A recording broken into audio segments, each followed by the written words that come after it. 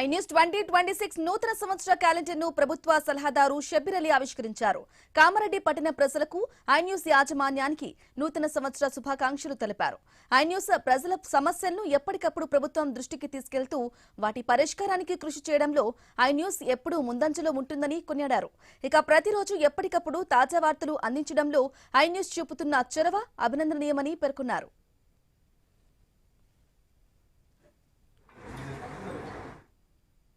I news రీడర్స్కు నూతన సంవత్సరం 2026 శుభాకాంక్షలు తెలుపు. ఈ ఐ న్యూస్ మేనేజ్మెంట్ మంచి క్యాలెండర్, ఇయర్ వైజ్ క్యాలెండర్ ఇప్పుడే ఆవిష్కరణ చేసినాము. ఐ న్యూస్ అంటే ఒక బ్రాండ్ ఉంది. ఐ న్యూస్ ప్రజలకు ఎప్పుడున్నా వార్తల్లో చాలా నీతి నిజాయితీ చూసి వార్తలు పెడతారు. నేను కూడా చాలా సంవత్సరాల నుంచి ఐ న్యూస్ చూస్తూ ఉంటున్నాను. మరి అట్లనే ఈ సంవత్సరంలో కూడా ఐ న్యూస్ వాస్తవాలు న్యూస్